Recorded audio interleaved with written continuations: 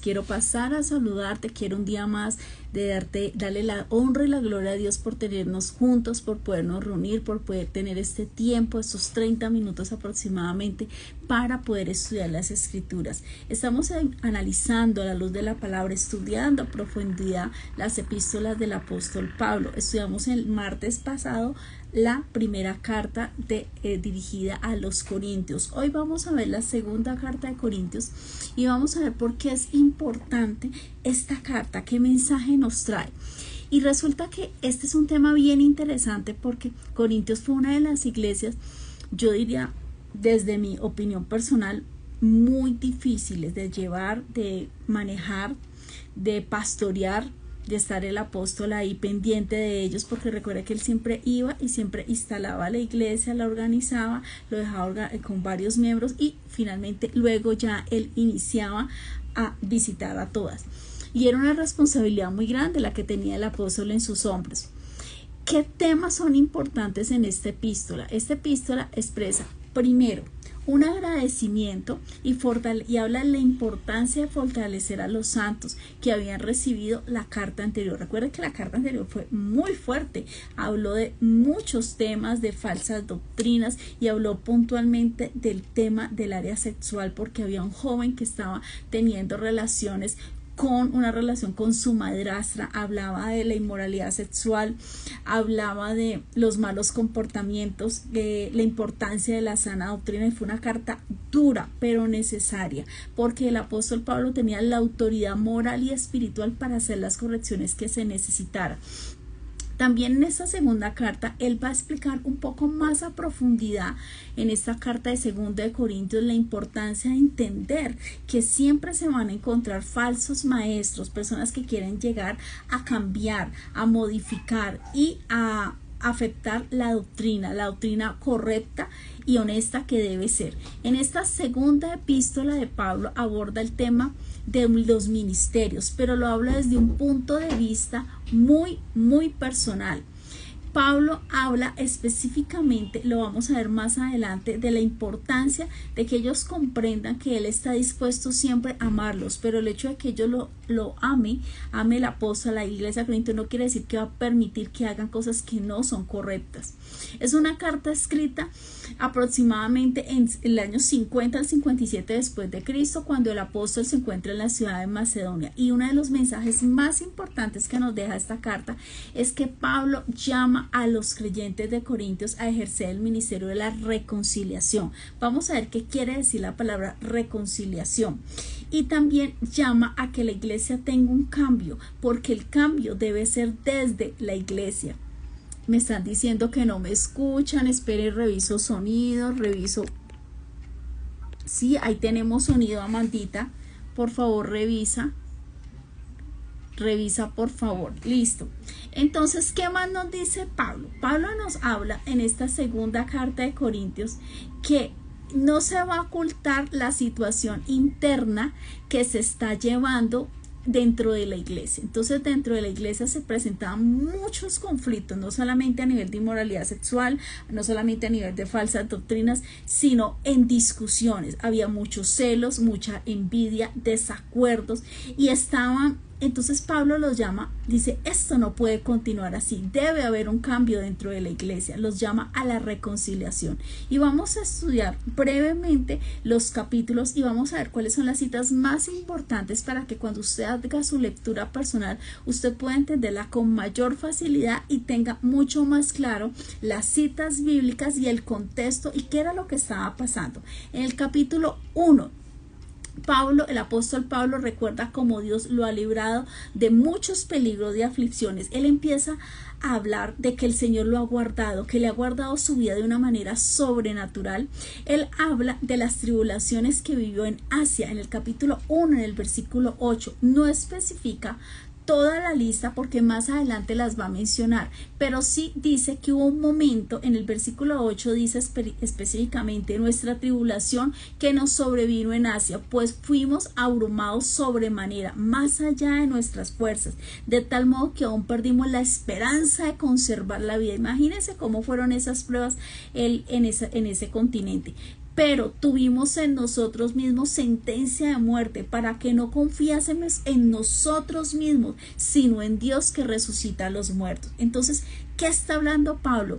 De que él mismo vivió tribulación, que él mismo vivió aflicciones, que él mismo vivió persecuciones. Pero en el versículo 10 del capítulo 1 da un mensaje maravilloso. Dice, el cual nos libró, escúcheme bien, nos libró y nos librará, en quien esperamos que aún no libre de tal gran muerte. Entonces, cuando tú haces lo correcto, cuando tú estás caminando en las sendas de Cristo, créeme que tú vas a tener respaldo de Dios. No quiere decir que no, en ese transitar no haya momentos difíciles. Claro que los va a haber, pero no caminas solos, y eso es importante.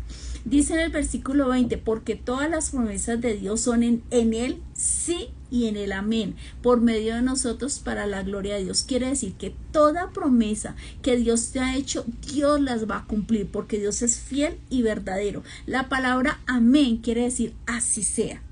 Y esto es importante entender, que el que empezó la buena obra la va a terminar. Por eso usted va a encontrar un versículo que me parece hermoso en la escritura, el cual dice que la palabra de Dios nunca vuelve vacía. Usted le puede incluso hablar hoy a una persona del Señor, y yo lo he vivido pasar 7, 8, hasta 12 años después. ¿Usted sabe cuántos son 12 años? Es muchísimo tiempo. Y personas que en su momento dijeron, no quiero saber, no estoy de acuerdo, no me gusta la escritura, eso no viene para mí, déjame vivir mi vida, que han tenido toda clase de posiciones. He tenido la bendición, porque es una bendición de luego, que las personas me llaman, que nos volvemos a encontrar y que me han dicho gracias. Tal vez en ese momento no entendí, tal vez en ese momento no quería seguir haciendo mi voluntad, pero esa semilla queda en el corazón de las personas y da fruto abundante en el tiempo perfecto de Dios. Entonces, Él siempre cumple las promesas. Qué importante entender eso. El capítulo 21 del capítulo 20, el versículo 21 del capítulo 1 es súper importante, y tal vez ese versículo lo quiero hablar al detalle. Dice, el que nos confirma con vosotros en Cristo, el que nos ungió es Dios, y el cual nos ha sellado y nos ha dado las arras del Espíritu en nuestro corazón. Ese Espíritu que aparece ahí, recuerde que cuando habla del Espíritu Santo, habla con mayúscula. Si habla de Espíritu en minúscula, muy seguramente está hablando de nuestro espíritu, pero el Espíritu Santo siempre va a encontrarlo usted en la escritura con mayúscula. Entonces dice 3 cosas importantes en este versículo. La primera, nos ungió.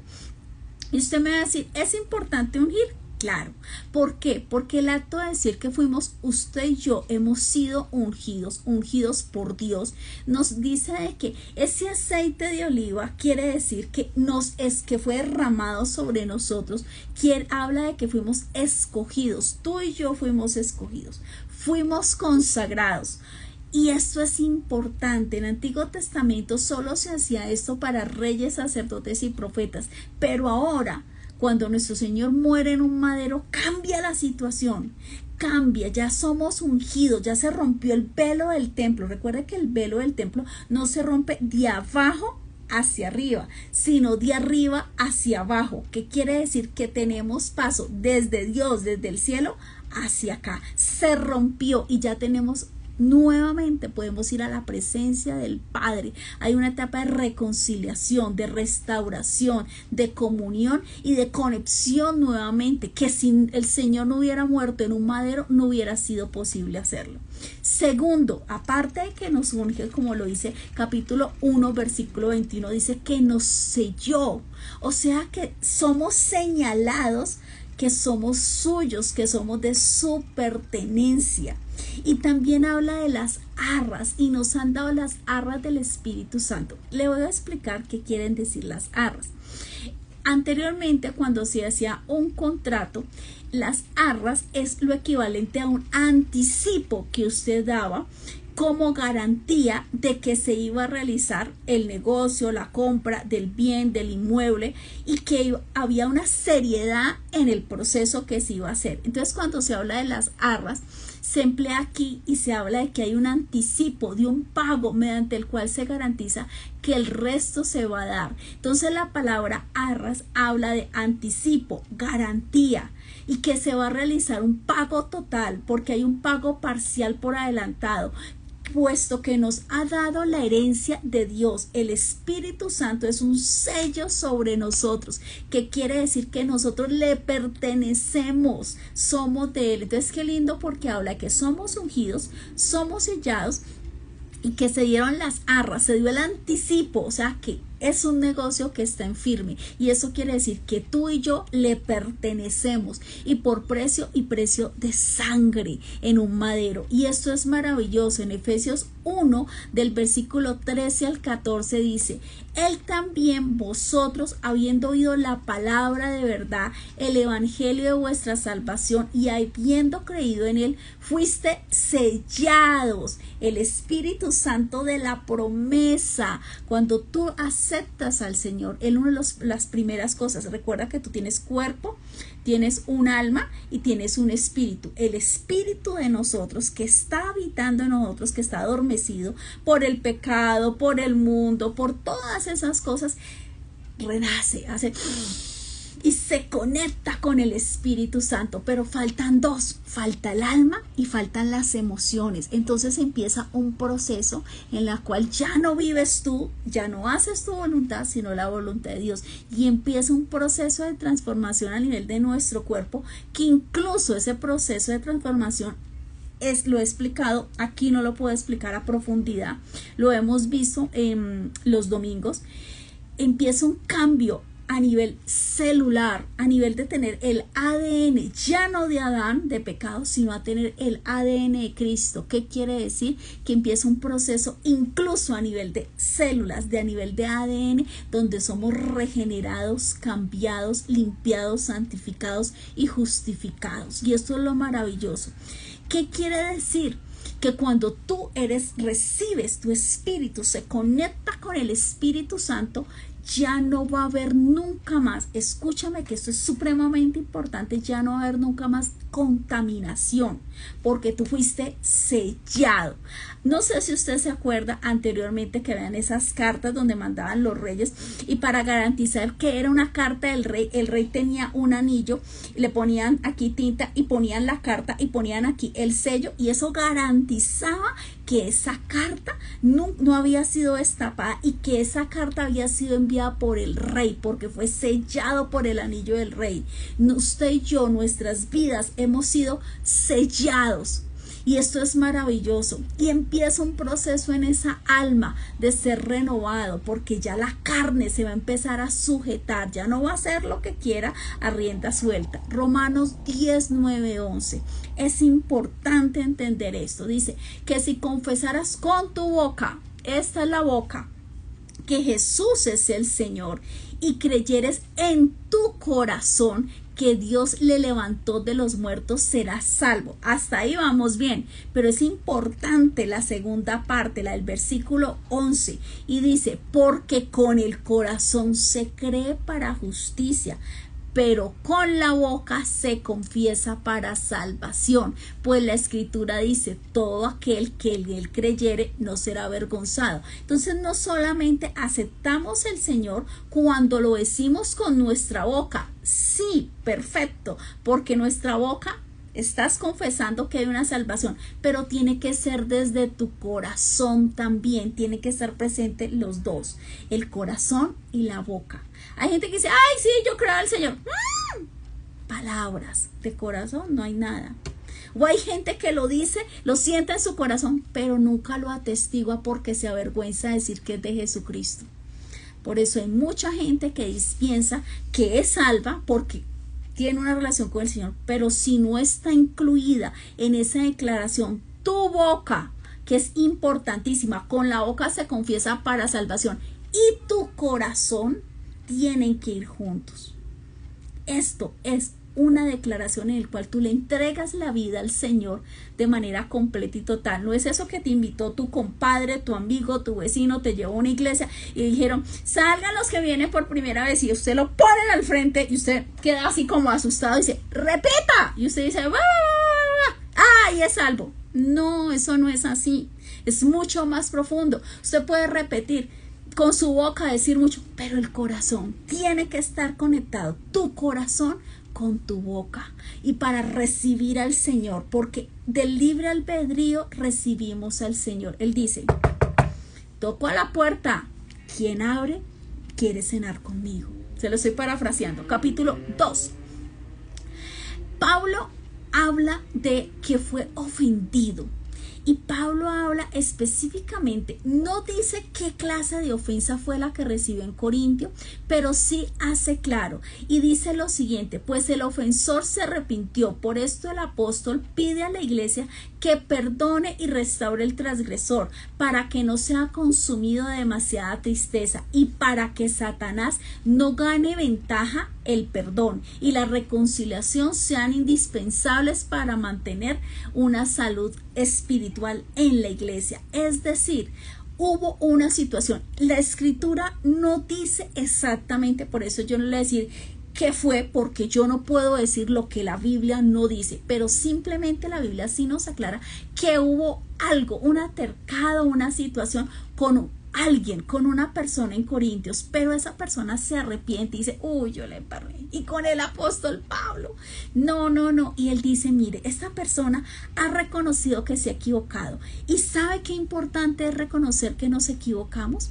Porque hay veces que las personas dicen, yo soy perfecto, yo todo lo hago bien, a mí nada me queda mal, y es un orgullo, una soberbia. Pero cuando tú puedes decir, uy, mira que me equivoqué, mira que esto estuvo mal hecho, uy sí, no, yo no debía haber hecho esto, pero tú recapacitas, y eso es lo hermoso cuando recibes al Señor, que tienes ese poder entender, y el Espíritu Santo te reargulle, te dice por allá, te dice, ojo, esto no está bien. Y eso es lo más maravilloso. Entonces, él habla del perdón, porque es importante, cuando alguien se equivoca, debe ir acompañado de perdón y sanar esa herida para poder seguir adelante. Esto es algo muy sencillo, yo siempre se lo digo a mis hijos. Si usted va en un carro y el carro se le pincha la llanta, ¿usted bota el carro? ¿Usted patea el carro? No, usted se baja, cambia la llanta, le pone el gato, mete la otra llanta, cierra, pernos, guarda y arrancan en el carro. Eso es la vida. La vida con nuestra familia, con nuestro esposo, con nuestros hijos, nuestra vida laboral. Siempre va a haber pinchadas en algún momento de llantas, pero tú llegas y haces lo que tienes que hacer, solucionas el impasse y sigues adelante. Triunfantes, capítulo 2. Dios nos habla de que somos ante la presencia de Él un olor grato, y que algunos tenemos un olor maravillosamente ante la presencia del Señor, pero también hay olores de muerte. Quiero explicarle esto. Resulta que Pablo habla de lo que ocurría en esa época, en la época romana. Se hacía un desfile de triunfo cuando regresaban los generales romanos de hacer sus grandes campañas militares. En el cortejo desfilaban por toda parte en la ciudad, en las entradas, los prisioneros de guerra que estaban condenados a muerte.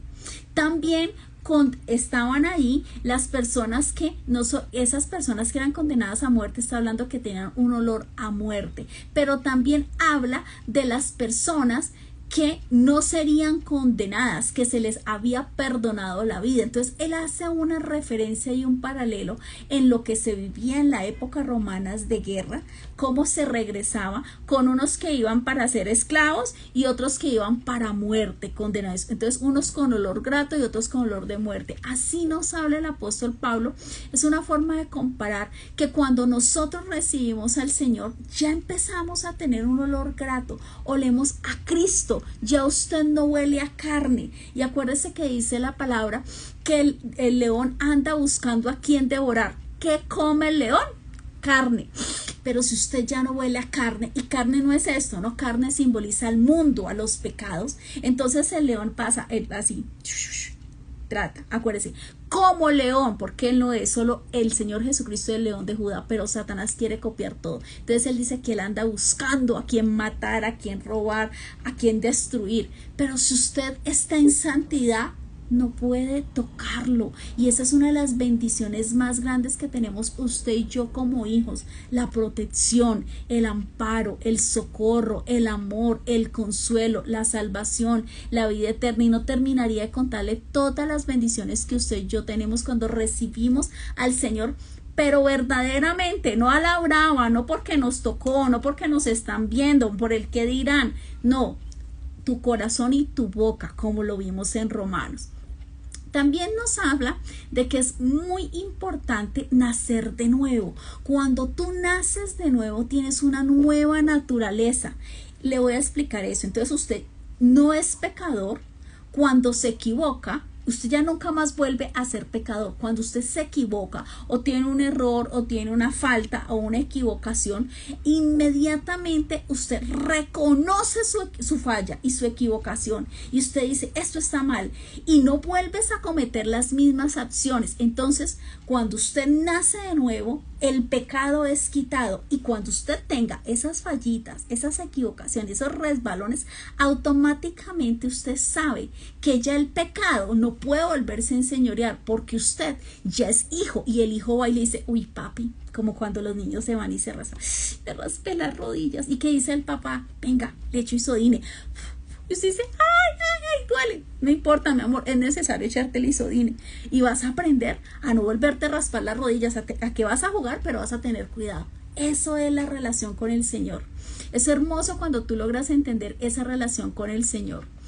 Capítulo 3 nos dice que hay un ministerio de un nuevo pacto. Dice, la gracia es todo lo que la sangre de Cristo compró en ese madero. La gracia te empodera para hacer la voluntad de Dios. Ya el pecado no se puede enseñorear de tu vida. Tendrás fallas, pero esas fallas vas a irlas corrigiendo. El Señor te va puliendo, te va perfeccionando.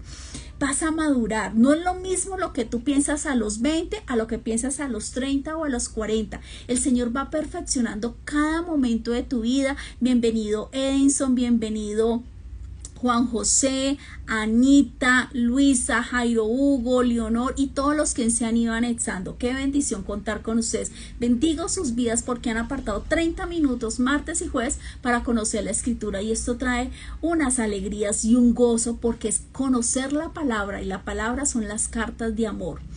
También nos habla en el capítulo 3 que un día tú y yo vamos a estar en la presencia del Señor. Nada es oculto, ni siquiera las palabras que no han salido de nuestra boca, ni siquiera nuestros pensamientos, ni siquiera lo que hay en nuestro corazón. El Señor conoce absolutamente todo. Por eso dice en el versículo 18, maravillosamente, que nosotros somos transformados. ¿Y cómo somos transformados? En el versículo 18, capítulo 3, gloria en gloria, en la misma imagen como el Espíritu del Señor, porque vamos de victoria en victoria. Capítulo 4, maravilloso, nos dice que Satanás es el Dios de este mundo, Dios con minúscula, el que tiene el control, el que tiene enceguecida a la gente, el que no quiere que llegue la palabra maravillosa de salvación, la buena noticia, que no quiere que el evangelio se extienda. Y ese siempre ha sido el mayor ataque, porque hay dos ataques: tu carne y lo que hay afuera, el control de Satanás en el mundo, viviendo por fe. Eso es maravilloso cuando tú puedes poder entender lo que dice el versículo 8. Mire, y esta es una palabra que yo quiero que usted la grabe, no solamente en su celular, tomando una foto, en su tabla, en su corazoncito. Dice, que estamos atribulados en todo. Claro, en algún momento vas a tener tribulaciones, claro que sí, mas no angustiados, en apuros, mas no desesperados, perseguidos, mas no desamparados, derribados, pero no destruidos.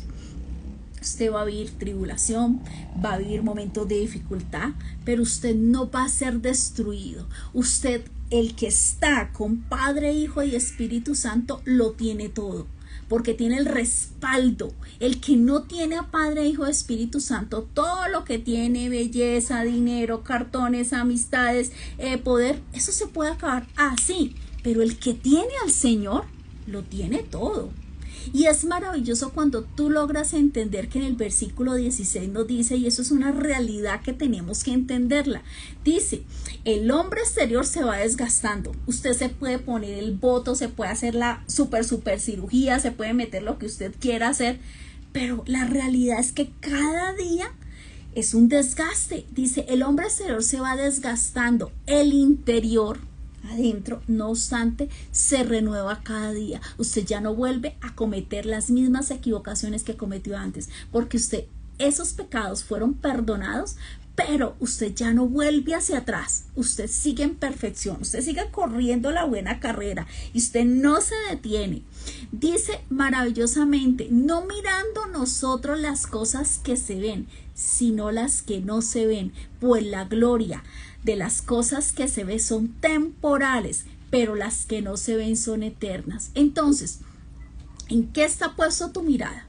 Está puesto en el problema de la universidad, está puesto en el jefe, está puesto en esa cirugía, estás preocupada por el recibo del agua y la luz, estás preocupada por el viaje. Si eso que tú está generándote angustia y preocupación, tú lo ves con tus ojos físicos, eso es temporal. Eso es temporal. Pero ¿en qué debemos verdaderamente gastar nuestra energía, nuestra fuerza, nuestra dedicación? Poner no nuestros sentidos físicos, sino en lo eterno, en lo que tú no puedes percibir con este cuerpo. En cada día amar más, perdonar, buscar a la gente y ayudarla, darle un consejo, estar en los momentos difíciles. Yo recuerdo cuando como familia pasamos momentos difíciles, que mis abuelitos ya están de bastante edad. Mi abuelo murió más o menos a los 107 y mi abuela a los 98. Entonces ya por sus edades eran unos temas de salud un poco complicados. Entonces el uno decía, yo puedo ayudar con pañales, el otro decía, yo saco las citas médicas, el otro dice, no, hay que quedarse esta noche en la clínica, yo me quedo. Decía el otro, yo no me puedo quedar en la clínica porque al otro día trabajo, pero decía el otro, no, ¿quién se está quedando? Ah, la prima tal, yo le llevo ropa, listo, o yo me quedo mientras otra persona regresa. Y trabajamos en equipo como familia, y a eso nos ha llamado el Señor, no estar con, perdonen la expresión, como perros y gatos. Dios nos ha llamado amor y a reconciliación. Capítulo 5 habla específicamente de la reconciliación. ¿Qué quiere decir la palabra reconciliación? Cambiados completamente. Por eso cuando una persona conoce a Cristo, esa persona que un día estaba, un ejemplo, consumiendo alcohol o consumiendo marihuana, ya usted la ve diferente. Ya esa persona puede ser un ministro del Señor. Esa mujer que un día estaba en una calle prostituyéndose puede ser una misionera. ¿Por qué? Porque cuando usted conoce el amor de Dios y conoce que Él lo ama y que siempre ha estado contigo y que necesitas que tú lo aceptes y tú sabes que todos sus pecados fueron echados al fondo de la mar, tu vida empieza un proceso de transformación en todas las áreas, espiritual, físicamente en tu cuerpo y emocionalmente. Y Él nos está llamando. Dice en el versículo 19 que Dios estaba en Cristo reconciliando consigo al mundo, no tomándole en cuenta a los hombres sus pecados, y nos encargó a nosotros la palabra de reconciliación. El versículo 20, porque somos embajadores en el nombre de Cristo, como si Dios rogase por medio de nosotros, o rogamos en nombre de Cristo, reconciliemos. Lo más importante, hablamos del perdón, del amor del Señor. Capítulo 6. Pablo nos habla de todos sus problemas. Pablo nos habla de 9 ocasiones en que ha estado en pruebas, en paciencias, en fortalezas, en sus trabajos. Dice que en azotes, que en cárceles, que en tumultos, que en desvelos y en ayunos. También nos habla en el capítulo 6, somos templo viviente. Versículo 14, no unáis en yugo desigual con los incrédulos, porque qué compañerismo tiene. Escúcheme esta reflexión. Justicia con injusticia, luz con tinieblas, Cristo con Belial, creyente e incrédulo.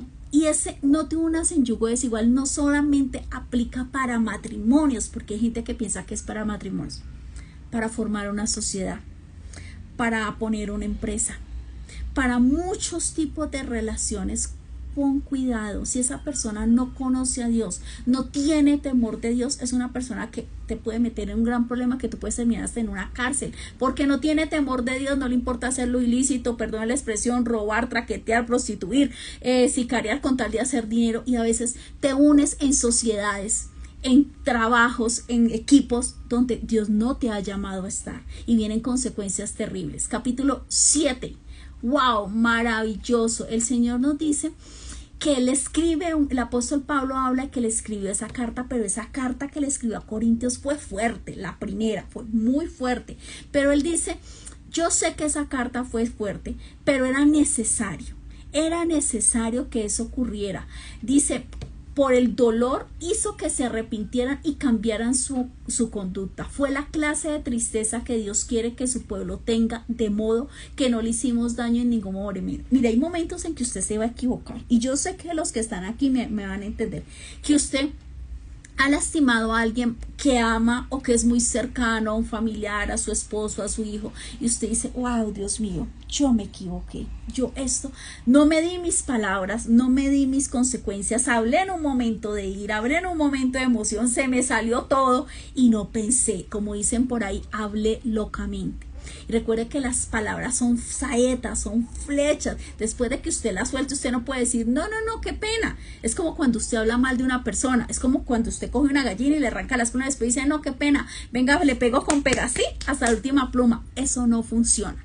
Entonces, ¿qué nos está hablando aquí? De que habrá momentos en que Dios va a permitir que haya correcciones en nuestras vidas, que el primero que le va a doler esa corrección, así como el apóstol Pablo, es a nuestro Padre Celestial, pero que las correcciones son importantes para reconocer qué cosas no estamos haciendo bien, qué tenemos que cambiar. Usted debe tener momentos de reflexión, de intimidad, de oración, tiempo para analizar qué estás haciendo, por qué estás haciendo esto, por qué se presentan esas lágrimas, por qué esas pérdidas económicas, por qué esos conflictos familiares, por qué no hay un crecimiento, qué es lo que te está atascando en tu vida. Y en esos momentos son donde tú debes desconectarte de tus redes sociales, para apagar tu celular, apartarte y entrar a tu habitación, cerrar esa puerta y decirle, mira, Señor, aquí estoy, Pepito, Pepita, Señor, ¿qué pasa? ¿Qué está ocurriendo? Cuando dice la palabra que debemos enfrentar la tristeza, es que cuando nos equivocamos y el Espíritu Santo nos redarguye que algo estuvo realmente re mal, nos da como vergüenza. Como dice mi hijo chiquito, huehuencita, nos da pena y nos da tristeza. Y dice, ay, ¿yo qué hice? Dios mío, ¿yo cómo voy a arreglar esta situación? Bienvenido al club, en algún momento nos ha pasado. ¿Qué es importante? Recapacitar, reflexionar, cambiar tu conducta. Y ese cambio de conducta nos lleva a un arrepentimiento, y ese arrepentimiento nos permite lograr victorias. Si usted está haciendo lo mismo 5, 10, 15, 20 años y usted ve que no avanza, hay un tema, hay cosas que hay que cambiar. Los cambios no son fáciles, pero son necesarios y los puedes implementar no solo, sino con Jesucristo. Y Él te va a ayudar a hacer lo que no hiciste en años, lo puedes lograr en meses, incluso en días, dentro de la voluntad de Dios, que está a tu manera, en tus fuerzas y sin el respaldo de Dios. Esto de acá funciona un tiempo, meses, incluso unos años, pero lo de acá, con Dios, con su dirección, con su guía, con su respaldo, te lleva una eternidad. Gran diferencia. Yo le coloqué, Noé no tenía la tecnología que tenía el Titanic, pero Noé confió en Dios y obedeció. El Titanic tenía tecnología, pero fue en sus fuerzas y sin Dios. Y dijeron, ni Dios hunde el Titanic. En su primer viaje se hundió. Y Noé ahí iba con su arquita. ¿Qué te sirve más? Dios, con Dios, el que tiene a Dios lo tiene todo. Capítulo 9, para ir terminando, nos habla de que Dios ama a las personas que da con alegría. Mire, qué importante que usted apoye, no solamente a nivel ministerial, empiece apoyando a la familia. Hay familias donde todos hemos vivido que hay unos que tienen más posibilidad económica y otros primos, otras tías no están. Acuérdese de su propia familia, empiece con amor y en misericordia en su casa. ¿Qué está pasando? Es supremamente importante. Nosotros como familia tenemos incluso un WhatsApp y hay veces colocamos, mire, estamos pasando tal situación, alguien se quedó sin trabajo, tenemos unas tías que ya por su avanzada edad están hospitalizadas o están en el ancianato, se necesitan pañales porque la EPS hace 6 meses no da pañales, entonces el uno dice yo doy esto, el otro dice yo doy un suero, yo apoyo. Eso es, tienes que empezar a amar y amar desde tu casa, amar el ministerio, amar el hogar que Dios te ha dado, ser agradecido. Mire, hace mucho tiempo yo tenía una compañera de trabajo y ella quedó sola porque su esposo la abandonó y se fue con otra señora y ella quedó con un niño de 2 años y los gastos eran compartidos y un momento el señor cogió su maleta y dijo chao y dejó a la pobre compañera mía de trabajo en esa situación y yo sabía que los últimos 2 días ella, y nos pagaba mensual, ella no tenía literalmente almuerzo. Y yo siempre llevaba, el antepenúltimo día para finalizar el mes, llevaba frutas. Entonces yo le decía, ay, es que compré un montón de frutas y traje una papaya, comámonos juntas la papaya. No es que a mí me sobrara, yo me la traía porque yo sabía que ella no tenía, pero yo nunca quise sentirla. Y yo le dije, no, es que vamos a alimentarnos bien, chicas, y compartía mi papaya, compartía mi sandía. Y yo siempre el 30 o el 28 le decía, ay, es que no quiero ir a almorzar sola, ¿me acompañas? Y ella, yo sabía que no tenía nada en su cartera. Y ella me decía, ay, es que me da pena porque tú me invitas. Le digo, ay, tranquila, después tú me invitas. Yo sabía su situación. Un día me di cuenta que su niño estaba sin lonchera y yo le dije, ¿qué necesitas? Y me dijo, no, es que, pero me da pena. No, tenemos que apoyar. Mire, pasó mucho tiempo, escúcheme bien, pasaron mucho tiempo y yo quedé en embarazo de mi último hijo y en el embarazo de mi hijo a mí me dio una trombosis pulmonar, quedé en coma 3 días paralizada del lado derecho y en coma y estaba en embarazo de 8 meses y cuando yo salí mi mamá me dijo, mamita, perdóneme, pero ¿usted cuál es su número de cuenta? ¿De dónde sacó plata? ¿Qué hago? Y le dije, mamá, yo no sé si pagaron, si hay dinero. Yo le dije, la cuenta es tanto, bajo el Bancolombia. Dijo, mija, hay tanto. Y yo hice cuenta y dije, pero eso es más. Entonces yo llamé a la oficina, me contestó mi amiga y me dice, nena, no te preocupes, esas semanas que tú estuviste allá, yo cobré, yo manejaba la parte comercial, yo cobré tu cartera, llamé a cada uno de tus clientes. Y me dijo, nunca se me va a olvidar que cuando yo no tenía, tú me ayudaste. Ese es el amor que usted tiene que compartir con su familia, con la iglesia, en su casa, en el trabajo. Dios nos ha llamado a luz, a misericordia. A eso es lo que Dios nos ha llamado. Capítulo 10. Pablo defiende su ministerio y dice, porque no es aprobado el que se alaba a sí mismo, sino aquel que Dios alaba. Qué importante eso. Capítulo 11 habla de los falsos profetas, habla de los tiempos turbulentos, habla de los que Satanás se disfraza como ángel de luz. Entonces van a llegar nuevos ministros. Miren, en este momento esto es un tema tan delicado que se está hablando de reencarnación, se está hablando cásese, descásese y vuélvase a casar, se está hablando de cosas que en la Biblia ni siquiera lo consideran, se está hablando de cómo estableció la familia, fue Adán y Eva. El Señor no dijo Adán y 5 amiguitas por si acaso Eva no cumple, o Eva y 5 Adanes. No, Dios estableció unos conceptos y el hombre es el que quiere cambiar los conceptos que Dios estableció. Estamos viviendo tiempos donde el mundo está a patas al revés, donde incluso un niño después de 10 años en ciertos países puede decir yo quiero ser un perro, y literalmente si el niño quiere ser perro tú no puedes hacer nada. Estamos viendo momentos donde se volvió normal en algunos países el incesto, donde se volvió normal el tema de sadomasoquismo, donde se volvió normal tener relaciones sexuales con animales. Estamos viviendo momentos de depravación y la iglesia no dice absolutamente nada. Si tú eres feliz, tu estilo de vida. Una cosa es que amemos las personas, pero el amor implica que si usted ve que una persona va a caer en un abismo, usted le diga, mira, ojo, ojo, esto va a pasar. Nuestro llamado es buscar a las personas, amarlas y en amor aconsejar a las personas. Finalmente, un tema que lo quiero cerrar de manera puntual, nos habla específicamente del aguijón de carne. Del aguijón de Pablo en la carne se ha hablado muchas cosas. Muchos dijeron es una iglesia, es una relación sentimental que él tuvo, es un ojo que le supuraba, una pierna. No, es claro, el aguijón de Pablo son las persecuciones que sufrió, las persecuciones, los juicios y las pruebas de fe que tuvo que enfrentar este apóstol. ¿Para qué? Para poder extender el evangelio. Y es importante entender que dice, y para el capítulo 12, y para la grandeza de la revelación no me saltaste desmedidamente, me fue dado un aguijón en mi carne, un mensajero de Satanás, no dice un mensajero de Dios, leamos bien, un mensajero de Satanás que me abofetea para que no me enaltezca sobremanera, respecto a lo cual 3 veces le he rogado al Señor que lo quite de mí. ¿Y sabe qué le dice el Señor? Porque es que esto es bien interesante. Y me ha dicho, bástate mi gracia, porque mi poder se perfecciona en la debilidad. Por tanto, de buena gana me gloriaré, más bien en mis debilidades, para que se repose sobre mí el poder de Cristo. Por lo cual, por amor a Cristo, me gozo en las debilidades, en las afrentas, necesidades, en persecuciones, en angustia, porque cuando soy débil, entonces soy fuerte. ¿Y por qué dice la palabra que el Señor no hizo nada al respecto? Lo dice claramente en Mateo 5:11, bienaventurados serán los perseguidos, porque de ellos es el reino de los cielos. Y dice claramente que era un ángel de Satanás, un mensajero de Satanás.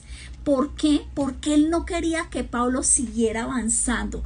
Yo no sé si usted logra entender. Pablo fue un hombre que fundó iglesias, fue un hombre que escribió las 2/3 partes del Nuevo Testamento. Fue un hombre que amó al Señor. Y cuando dice que era un ángel o un mensajero demoníaco enviado por Satanás, ¿qué estaba haciendo? Estaba provocando todo el tiempo persecución. Ejemplo, Hechos 14:19. Pablo fue apedreado y dejado por muerto en Listra, una ciudad de Galicia. Al día siguiente caminó al menos 20 millas hasta Derbe, otra ciudad de Galicia, y comenzó a predicarles. Mire, este hombre soportó muchísimas pruebas. Este hombre dice en el capítulo 11, y le voy a leer rápidamente, dice así: azotes sin número, en cárcel más, peligro de muerte muchas veces. En judíos 5 veces he recibido 40 azotes menos 1.